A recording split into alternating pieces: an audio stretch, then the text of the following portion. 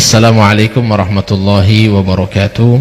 Alhamdulillah wassalatu wassalamu ala Rasulillah Sayyidina Maulana Muhammad bin Abdullah wa ala alihi wa sahbihi wa mawala. Subhanaka la ilma lana illa ma 'allamtana innaka antal alimul hakim. Rabbi shrah li sadri wa yassir li amri wahlul 'uqdatam min lisani yafqahu qawli wahdi qalbi wa saddid lisani bihaqqi sayyidi wa habibi Muhammadin sallallahu alaihi wasallam. Masya Allah, pada kesempatan kali ini alhamdulillah kita bersama para teman-teman yang sudah hadir, juga teristimewa kepada tamu kita Al-Ustadz Rubianto Ibrahim. Masya Allah, gimana kabar Ustadz? Sehat? Alhamdulillah. Alhamdulillah sehat afiat. Alhamdulillah. Beliau ini adalah da'i muballigh, ya, muallim, tokoh yang ada di Gorontalo, yang mungkin bisa dikatakan dulunya ya agak sedikit keras. Ya, tapi ya, insya Allah alhamdulillah sekarang sudah mulai mengikuti belajar sehingga beliau alhamdulillah menemukan jalan yang insya Allah menurut beliau ya, dan ini termasuk daripada sawadul a'dham, ya, sawadul a'dham, kebanyakan dari para ulama ambil jalannya, yaitu jalan ahlu sunnati wal jamaah. Ya Ustadz, ini saya ingin bincang-bincang sama antum. Ini bincang-bincang sebenarnya sederhana saja. Ya, anak kenal antum mungkin ya tidak terlalu lama, tapi lumayan lama juga sudah kenal antum ketika balik dari Yaman. Nah, ini insya Allah saya ingin banyak bertanya. Dulunya antum ini bukan termasuk dari kelompok ahlu sunnah wal jamaah. Dulu kan antum termasuk dari salafi, ya? Betul, iya. Ya, salafi. Ya. Ustadz, kira-kira antum pertama dulu antum berapa lama di salafi itu? Kalau saya di salafi itu sejak dari SMEA, SMK Negeri 1. Saya waktu itu kelas 3 SMEA, itu saya bergabung dengan mereka, ikut kajian, sudah mulai hafal juz 30. Setelah itu hampir saya tidak lulus di SMEA itu, karena sudah mulai fokus di pembelajaran mereka. Jadi dari SMEA tahun 98, ya, 98 sampai 2008. Ya. Ustadz, apakah dari pemahaman salafi itu, ini menurut antum ya, apakah ini cikal bakal mungkin bisa membahayakan Indonesia sendiri? Kalau kita melihat bahwa salafi ini dia membahayakan karena menolak beberapa ajaran atau beberapa aturan di Indonesia. Nah, saya contohkan misalnya mereka tidak mau hormat bendera. Antum dulu berarti tidak hormat bendera, ya? Ya, dulu tidak hormat bendera. Karena itu dianggap itu togut. Nah, apa itu togut? Itu apa? Togut itu hukum selain hukum Allah. Karena orang-orang ini kan sering bilang togut. Jadi togut ini hukum selain dari hukum Allah. Hukum Allah. Jadi kalau hormat bendera itu termasuk togut berarti? Iya. Jadi mereka menganggap begini, kalau hormat bendera itu sama dengan menyembah merah putih itu. Oh begitu. Jadi sehingga kalau hormat bendera sama dengan menyembah. Jadi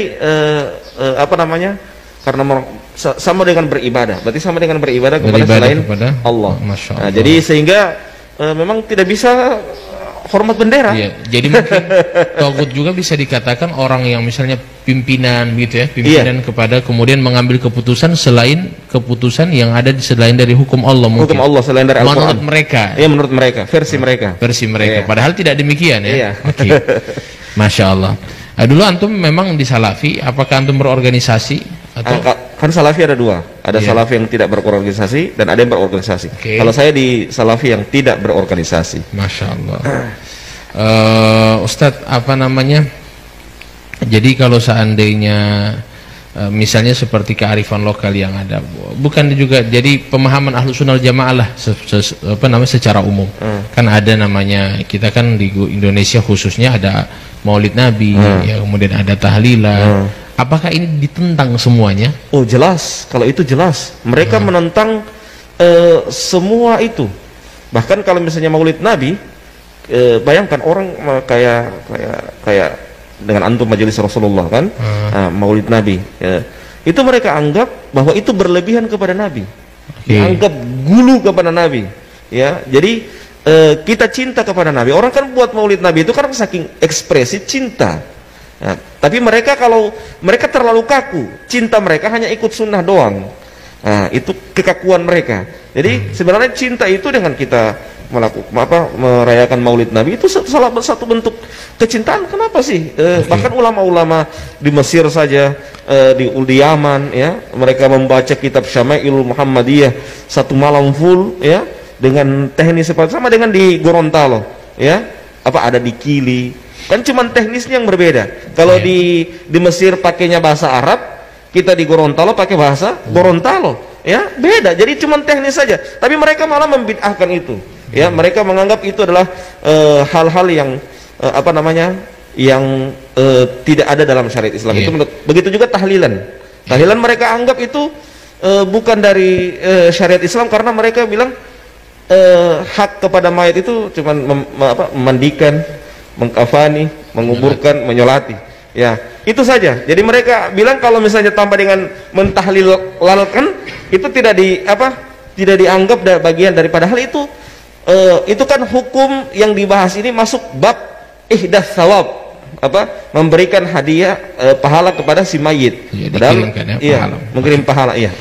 Jadi Ustadz kan ini pemahaman Salafi Wahabi, ini saya tahu. Wallahu a'lam, mungkin antum lebih tahu lah. Kan mengkafirkan ada membid'ahkan, ya, mengatakan saudara muslim itu syirik atau musyrik lah. Musyrik ini orang menyekutukan Allah dengan sesuatu, ya, selain Allah. Nah, ini kalau menurut saya ini kan ketika sudah dibilang kafir, ya, apakah menurut antum juga sama? Kan kafir berarti sudah kafir, berarti sudah ini sudah bukan saudara saya berarti, kan sudah kafir dia. Ya, apakah itu juga bisa membahayakan? Karena mungkin antum pernah dengar, pertama itu kan tafkir. Ya, tafkir itu adalah pemikiran. Kemudian setelah itu takfir, mengkafirkan. Kemudian tafjir, pemboman. Ya kan? Jadi ini mungkin ya step by step, ya. Satu persatu. Artinya kita mungkin, karena memang beberapa kitab, Ustadz minta maaf ya, seperti di Yaman itu kan ada namanya Kitabut Tauhid. Itu yang kami pelajari, itu yang kami lihat, Kitabut Tauhid ini dipelajari sama ISIS yang ada di Yaman. Masya Allah. Dipelajari sama Al-Qaeda yang ada di Yaman. Sama juga dengan dan antum mungkin pelajari juga kitab itu kan? Iya, pernah. Ustadz pelajari kitab itu. Kira-kira kitab itu yang dipelajari oleh antum dulu, ya, itu ada tidak mengkafirkan orang dalam kitab tauhid itu, mensyirikan orang? Ada. Jadi kemungkinan besar, ya, ketika mereka ISIS pelajari kitab itu, mereka langsung berpikir, ini kafir, bunuh sudah, darahnya halal kalau begitu. Ini kira-kira menurut antum bisa membahayakan memang? Antum dulu ketika lihat kayak kita begini, antum benci ndak? Oh iya, itu yang saya ingin mau ungkap, ya. Mohon maaf, Habib, dulu ini Habib ini saya anggap ini ahlul bid'ah semua, Pak. Pembawa syirik, pembawa ajaran, mohon maaf ya. Dan alhamdulillah saya kadang itu kalau melihat kilas balik dulu kadang saya menangis dan kadang saya juga tertawa, ya, agak lucu memang. Karena apa? Karena saya anggap dulu itu memang namanya juga didoktrin, dogmatis, ya. Jadi ditanamkan bahwa para habib itu maunya bawa foto-foto habib untuk dipampang di rumah, untuk dihormati, sehingga bawa khurafat, bawa kesyirikan. Saya ketika ketemu sama Habib Salim, ya, Masya Allah, dialognya lebih amanah Habib Salim dibanding mereka, ya. Saya contohkan, misalnya ada beberapa masalah, saya contohkan, walaupun Habib Salim tidak sepemahaman itu, Habib Salim paparkan sama saya, walaupun itu bukan pemahaman Habib Salim. Itu menunjukkan bahwasanya Habib Salim ini orang yang amanah dalam menyampaikan, sekalipun itu bukan pemahaman beliau, tetapi beliau sampaikan. Tapi kalau mereka tidak, yang mereka sampaikan hanya pemahaman mereka. Ketika yang berbeda dengan mereka tidak sampaikan. Ini kan tidak amanah. Ya, itulah sehingga sangat membahayakan. Mereka mendoktrin anak buahnya, orang yang berbeda. Jangankan dulu orang yang berbeda saja sudah dianggap itu syubhat. Syubhat itu hal yang mengkhawatirkan. ciri-ciri, ada cikal bakal menjadi orang sesat. Nah, kalau sudah agak naik sedikit tingkat kebenciannya, ya, maka sudah dihukumi bahwa orang ini ahlul bid'ah, tidak layak duduk dengannya, tidak layak bersanding begini, taklim sama-sama, tidak layak makan bersama, tidak layak tidur bersama, ya. Kemudian kalau sudah saya misalnya ziarah kubur sama-sama dengan Habib Salim, sudah dianggap pencinta kubur lah, jadi kuburiyun, ya, sehingga apa namanya dianggap penyembah kubur lah. Kalau sudah dianggap penyembah kubur berarti sudah sama dengan musyrik, ya, seperti itu. Ya, itulah kenapa sampai, dan alhamdulillah, dan memang di sana sebelumnya itu memang saya lihat analisa dan nalar itu mati, ya, sehingga ketika apa yang disampaikan oleh guru ditelan mentah-mentah, ya. Karena apa? Guru kan membungkus bahwa itu mereka punya dalil, bahwa dengan dalil. Jadi dalil mentah yang mereka keluarkan, kita sebagai murid sami'na wa ata'na, analisanya tidak jalan, mati semuanya analisanya. Nalarnya juga tidak jalan, mati semuanya. Jadi seakan-akan guru ini seperti nabi yang tidak boleh dikritisi perkataannya, ya. Jadi, sehingga seperti itulah. Jadi ketika saya mulai diskusi, ya, itulah mulai saya apa namanya sudah termasuk ketemu dengan Habib Salim. Itu alhamdulillah sudah mulai terbuka cara pandang saya, dan sudah mulai menganalisa, pulang di rumah juga mulai menganalisa.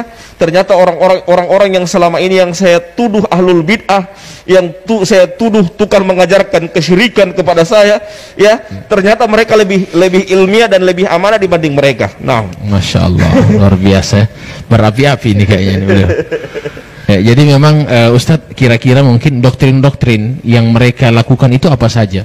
Antum kan tahu kan bagaimana mereka, antum ketika hadir di halaku, sehingga para murid itu, para orang-orang yang hadir di majelis taklim mereka itu, kalau melihat kami tidak ada senyum. Bagaimana mereka itu mendoktrin sampai sedemikian gitu loh. Begini, kenapa mereka tidak ada senyum? Mereka pakai hadisnya Ka'ab bin Malik yang meninggalkan perang Tabuk. Oke. Ya, diboikot orangnya, ya. Diboikot orangnya karena meninggalkan perang Tabuk. Jadi mereka mengkiaskan bahwa ini ahlul bid'ah sama dengan orang yang meninggalkan perang Tabuk. Jangan diajak bicara, jangan disalami, ya. Dan bahkan mereka pakai perkataannya siapa namanya? Fudail bin Iyad. Barang siapa yang membantu ahlul bid'ah, berarti dia sama dengan membantu menghancurkan Islam, ya. Ada beberapa perkataan itu yang jadi cara doktrin mereka mungkin barangkali ketika hadir di halakum, mereka tidak mau murid-murid yang hadir itu hadir di majelis lain, ya. Iya, gitu. tidak bisa hadir di majelis lain. Jadi kalau hadir di majelis lain sudah mulai disitulah saya mulai dicurigai seperti itu. Saya mulai diboikot, saya mulai tidak diajak bicara, tapi saya tetap datang. Gimana kabar? Sekalipun mereka, saya memang sudah rasa bahwa mereka itu sudah tidak lagi dengan saya. Tapi saya, namanya juga ukhuwah, tetap saya jalin. Masya Allah, itulah bedanya. Ya, apa namanya, kita diajarkan di sini. Ya, saya di NU diajarkan bagaimana ukhuwah dengan baik di majelis Rasulullah, bagaimana juga ukhuwah diajarkan dengan baik. Ya, itulah sehingga tidak pernah ada kebencian kepada mereka, sekalipun mereka benci sama saya karena saya sudah dicap ahlul bid'ah. Kadang mereka tanya sama saya, Ustadz bagaimana hukum ini? Saya tanya balik, ente bisa terima atau punya jawaban, karena anak ini di mata antum sudah ahlul bid'ah. Jadi seperti itu. Oke, mungkin ada pertanyaan sampai. Ya, terima kasih. Dari penyampaian tadi sangat menarik, ya, dari perjalanannya Pak Ustadz Robi. Mungkin pertanyaan saya lebih ke dalam ini mengenai gimana langkah-langkah Ustadz dalam menangani radikal di Gorontalo sendiri. Iya, kalau saya, saran saya, pertama, Ustadz Nusantara semua harus turun. Jadi harus turun, kayak di Jawa itu Ustadz Nusantara semua turun, ya. Jadi dan orang-orang yang berwatak-watak radikal seperti itu tidak bisa dikasih tempat di organisasi-organisasi resmi, ya, seperti MUI, tidak boleh, ya, karena itu mereka jadikan tameng, ya, bahwa lihat, Anda tuduh saya sesat, loh, tapi saya di MUI, berarti MUI itu Anda anggap sesat.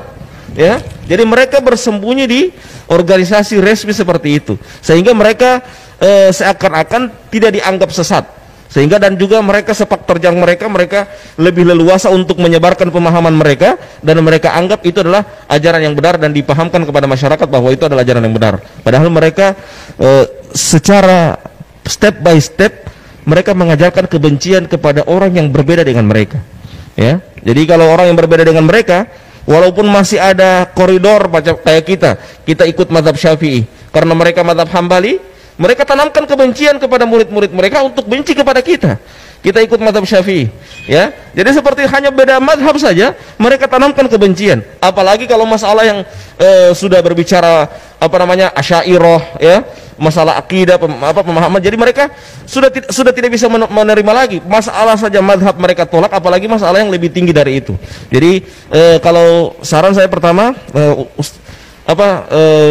ulama-ulama Nusantara harus gencar di berbagai macam lini, di media, kemudian juga di taklim harus juga rutin. Yang kedua, mereka jangan diberikan tempat untuk di organisasi resmi seperti itu. Yang ketiga, memang harus di cara bertanyanya, melihat radikalisme atau tidak, kita tanya bagaimana hukum Anda, menurut Anda tentang Maulid Nabi. Kayak Habib Salim tanya sama saya, bagaimana hukum menurut Anda tahlilan? Bagaimana hukum menurut Anda perayaan Isra dan Mi'raj? Kalau mereka bilang itu bid'ah, itu radikalisme, ya. Itu bibit-bibit radikalisme. Karena apa? Ini kan sudah ajaran nasional. Maksudnya sudah seandainya itu salah, berarti presiden berbuat kesalahan loh. Berarti seandainya itu salah, semua orang yang melakukan itu semua dianggap salah semuanya, karena merayakan hal seperti ini, ya.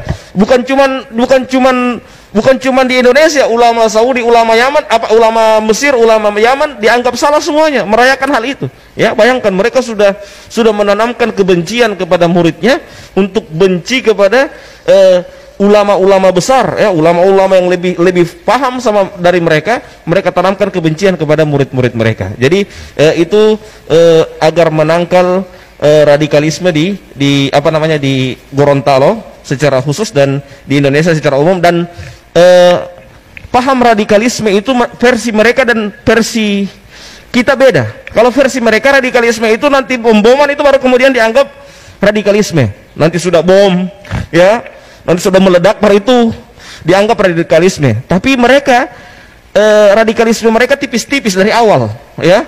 Tidak mau hormat bendera, tidak mau tidak mau pergi ke tahlilan, ya, tidak mau merayakan Maulid Nabi, tidak mau merayakan Isra dan Mi'raj, ya, semua ajaran-ajaran seperti itu. Muslim kafir, ya, muslim kafir, ya, caci maki, ya. Jadi memboikot saudaranya yang tidak semajelis dengan mereka, ya, dianggap seperti dianggap ahlul bid'ah. Misalnya Habib Salim, ketua majelis Rasulullah Provinsi Gorontalo, dianggap dedengkot ahlul bid'ah. Karena apa? Karena kaptennya majelis Rasulullah, ya. Jadi seperti itu. Jadi dan mereka, cara sikap mereka tidak cara pandang mereka kepada orang-orang yang seperti ini tidak ada senyum, ya. Lisan mereka keluar ayat-ayat Al-Quran, tapi hati mereka busuk, memberikan kebencian kepada kaum muslimin. Sama dengan orang-orang Khawarij di zaman dahulu, bacaan Quran mereka kalah dengan sahabat, ya. Tapi kata Nabi apa? Yamrukuna minad din kama yamrukus sahmi minar ramiyah. Mereka keluar dari agama seperti keluarnya anak panah dari busurnya, ya. Jadi mereka bacaan, coba lihat orang-orang Khawarij di zaman dahulu itu, bacaan Quran mereka itu bagus. Sama dengan mereka. Coba lihat kalau mereka ceramah, dalil. Tapi setelah itu prakteknya apa? Mereka benci kepada orang yang berbeda dengan mereka. La ilaha illallah. Ini sangat berbahaya dengan pemahaman seperti ini. Masya Allah. Luar biasa, semakin lama semakin hangat kayaknya perbincangan. Ya, jadi alhamdulillah kita sudah dapat banyak ilmu dari beliau yang insya Allah mudah-mudahan negeri kita ini dijaga oleh Allah Subhanahu Wa Taala dari pemahaman-pemahaman seperti itu, Ustaz. Karena memang khawatirnya begitu, yang paling dikhawatirkan itu anak-anak muda. Anak muda ketika didoktrin benci kepada saudara muslim, ya kan, mereka kan belum tahu apa-apa. Di situ ada satu perkataan ulama, manittasa'a ilmuhu qalla inkaruhu. Ya, jadi semakin luas ilmunya seseorang, semakin sedikit ingkarnya sama orang lain. mereka itu saja ketika hadir di majelis ta'lim mereka suruh fokus, jangan ke majelis ta'lim lain. Tidak boleh. Kalau kalian ke sana berarti kalian sudah ikut dengan ahli bidah. Jadi cuma sama mereka. Jadi yang diajarkan ilmu-ilmu itu saja. Nah, ketika diajarkan ilmu itu saja mereka punya pemahaman tidak terbuka, didoktrin harus begini, harus begini. Nah, akhirnya ini yang menjadikan ya mungkin ya kepemahaman yang demikian juga bisa jadi. Ya kan, kepemahaman sampai minta maaf, sampai bisa benci saudara muslim, sudah halal darah, ya sudah dibunuh, khawatirnya sampai terjadi bom bunuh diri, ya mungkin dari situ semua. Di situ saya sampaikan tadi, ISIS itu kan begitu juga. Ya kitab tauhid dipelajari sama ISIS. Al-Qaeda mempelajari juga itu kitabnya, ya kan. Jadi bayangkan mereka ini kita tahu bersama main bunuh. Ya dari mana? Ya dari kitab tauhid yang dipelajari. Ya kita mungkin mungkin banyak yang bilang, oh ini beda ustadz. Kalau di sana begitu dia punya ustadz kasar, radikal, tapi di Indonesia aman-aman. Oh iya, di Indonesia memang aman-aman, cuma di situ sudah ada tapi mereka malu-malu bukan aman-aman. Nah itu bahaya. Jadi oleh karena itu memang mungkin insya Allah antum-antum seperti ustadz, seperti antum insya Allah lebih lagi hadir di masjid-masjid, ya berikan pemahaman. Karena kalau orang tua itu saya rasa tidak perlu dipahamkan lagi. Karena orang tua itu sudah dibekali dari kecil. Yang bahaya itu anak-anak muda yang kosong, tidak punya pemahaman agama, tidak didoktrin dari orang tuanya, sehingga ketika sudah besar ya bisa terikut dengan ajaran mereka. Seperti itu kira-kira. Mungkin ada pertanyaan? Silakan. Ya, terima kasih. Setelah saya mendengar tadi penjelasan dari Pak Ustadz, bahwa Pak Ustadz selama di Wahabi ini sekitar kurang lebih 10 tahun. Jadi pertanyaan saya di sini, kira-kira apa tujuan utama daripada mereka Wahabi ke Indonesia, khususnya ke Gorontalo? Itu tujuan utama. Kemudian dalam penyebaran ini membutuhkan dana. Kira-kira dananya ini dari mana saja, Pak? Terima kasih, Pak Ustadz. Kalau target mereka itu pertama, target mereka itu mereka mencari masa dengan sebanyak-banyaknya. Jadi mereka membuat taklim di mana-mana. Setelah mereka membuat taklim di mana-mana, ya mereka sudah mulai banyak masa. Bahkan mereka kadang di kepolisian juga ada, ya ada namanya PCS, Polri Cinta Sunnah. Ya, itu organisasi mereka, Polri Cinta Sunnah. Itu di situ ada orang-orang mereka dan ustadz-ustadz mereka di apa namanya pembinanya di dalam, ya PCS. Ya, dan setelah itu target mereka, mereka masuk ke organisasi-organisasi resmi supaya dianggap legal, ya seperti MUI, ya. Mereka mulai masuk di situ. Nah, setelah itu baru kemudian di samping itu mereka dapat gaji dari dari luar negeri. Mereka dapat gaji kurang lebih 20 juta satu bulan. Ya, 20 juta satu bulan. Iya, per orang, per dai-nya mereka. Iya, jadi ada per provinsi, satu provinsi itu satu orang. Ya, satu orang dapat gaji. Dan itu mereka dievaluasi, ya. Dan kalau di NU yang dari Timur Tengah itu cuman organisasinya namanya Robitoh. Nah, itu NU punya, ya. Itu muassasah. Tapi kalau mereka selain dari Robitoh, jadi selain dari Robitoh ada beberapa yayasan itu yang mendanai mereka. Jadi jangan heran ada TV-TV mereka tanpa iklan semakin hari semakin besar, ya. Sekolah-sekolah mereka tanpa bantuan tiba-tiba langsung besar. Dari mana dana seperti itu? Jadi mereka punya dana memang demikian. Dan sering tiap tahun kadangkala ada orang-orang yang dari luar negeri mereka undang, lihat tanah ini, lihat tanah ini, lihat tanah ini, dan itu tiba-tiba langsung ada pembangunan yang bertingkat-tingkat dan juga alat, juga kamera yang cukup besar, ya. Dan lebih tinggi kualitasnya dari Indonesia, karena memang mereka sudah diberikan bantuan seperti itu. Saya kemarin ditawarkan beberapa 10 tahun yang lalu ya, ditawarkan bagaimana Ustadz Robi kalau antum mau kami belikan kamera dan nanti bawa ke Gorontalo untuk dakwah di sana.